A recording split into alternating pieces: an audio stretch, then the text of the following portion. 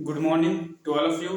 आज हम अपने चैनल के माध्यम से आपको आने वाले परीक्षाओं के लिए इम्पोर्टेंट क्वेश्चन बताने जा रहे हैं।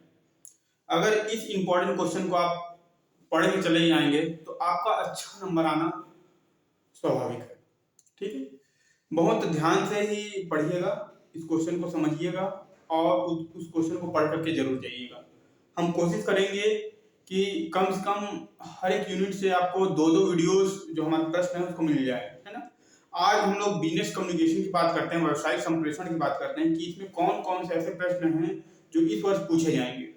तो मैंने हर यूनिट से तीन तीन क्वेश्चन निकाल के रखा हुआ है जिसको आपको बताऊंगा, और उन तीन प्रश्नों में से कम दो प्रश्न आप पढ़ के जाइए, जिससे अगर कोई भी एक प्रश्न पूछा जाए, तीन प्रश्न में अगर दो प्रश्न कोई आता है तो आप कोई हल कर सकते हैं। कम से कम दो प्रश्न आप पढ़ के जरूर जाइए। ठीक है, अक्सर देखने को ये मिलता है कि बहुत सारे बच्चों के पास प्रश्न के लिए की रहता है गाइड में बहुत ही कम मात्रा में उसका कंटेंट दिया रहता है। ठीक है, तो हम अपने वीडियो के माध्यम से आपको उसमें कंटेंट भी उपलब्ध कराएंगे। आप कम से कम उतना कंटेंट को पढ़ के जाइएगा तो आपका क्वेश्चन बढ़िया बन जाएगा। ठीक है, कैसे आप क्वेश्चन को लिखेंगे उसके बारे में तो मैंने जो पिछली वीडियो था उसमें बता दिया है।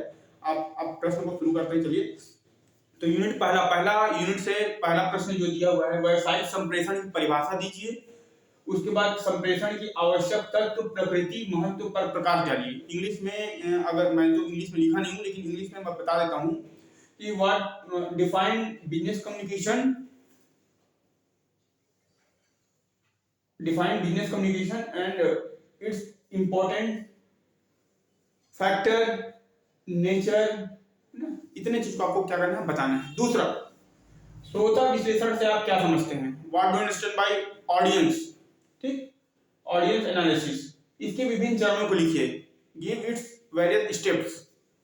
इसके बाद तीसरा जो प्रश्न है, शॉर्ट एनालिसिस, शॉर्ट विश्लेषण क्या है, इसके महत्व और सीमाओं को बताइए कि शॉर्ट एनालिसिस होता क्या है। तो इसके बारे में आपको बताना है। इसके बारे में मैंने एक वीडियो भी डाला है, आप उसको आप आराम से देख सकते हैं, देख करके इस प्रश्न को आसानी से हल कर सकते हैं।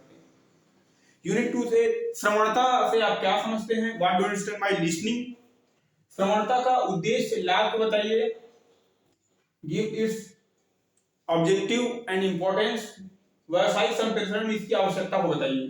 ठीक है, नीड ऑफ बिजनेस कम्युनिकेशन, इसका नीड्स क्या है इसको बताना है। ये श्रवणता वाला हो गया। फिर संप्रेषण की कौन कौन सी बाधाएं हैं,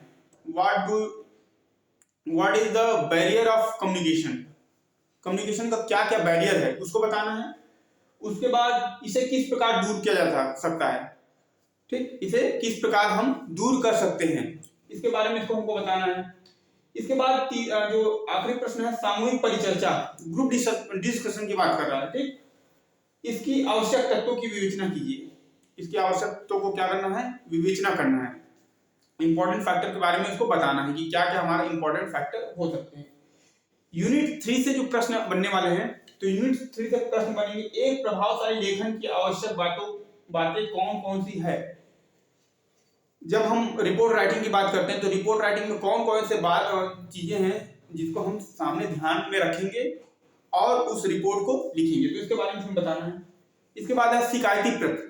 कभी कभी हम जब बिजनेस करते हैं तो बहुत सारी चीज रहता है, शिकायत रहता है, तो शिकायत पत्र, बिजनेस करें या कुछ भी करें लेकिन हमको शिकायत करना पड़ता है। तो शिकायती पत्र किस प्रकार लिखते हैं, तो उसके लिए दिया है, शिकायती पत्रों से आप क्या समझते हैं, इन पत्रों का क्या उद्देश्य होते हैं, पत्रों को लिखते समय किन किन बातों को ध्यान में रखना चाहिए। इन पत्रों को लिखेंगे तो कौन कौन से हमको बात है उसको ध्यान में रखना है।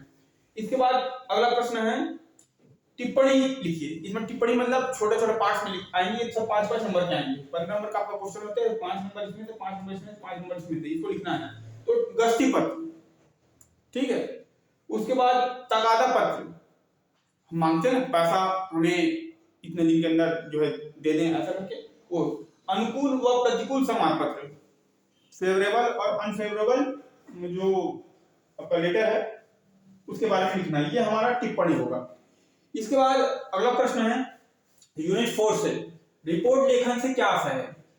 ठीक, report writing, what do you understand bye report writing. Report तैयार करने की प्रक्रिया, इसकी प्रोसेस, इट्स प्रोसेस। इसके प्रकार को समझाइए और इसके जो है टाइप्स को भी बताना है। मौखिक प्रस्तुतिकरण से क्या अभिप्राय है? What do you understand by oral presentation? जो हम आपसे बता रहे हैं क्या कौन सा प्रेजेंटेशन है? ओरल प्रेजेंटेशन, उसके बारे में बताना है। मौखिक प्रस्तुतिकरण को प्रभावित करने वाले कारकों को बताइए। कौन कौन से ऐसे फैक्टर है जो ओरल प्रेजेंटेशन करते हैं तो उसको अफेक्ट करता है। ठीक, फिर इस पे भी टिप्पणी आएगा। तो भाषण, ठीक है, प्रशिक्षण, प्रस्तुतिकरण, उसके बाद सर्वेक्षण, सर्वे की बात करता है। तो ये आपका यूनिट 4 से प्रश्न बनेंगे। यूनिट 5 में क्या दिया है?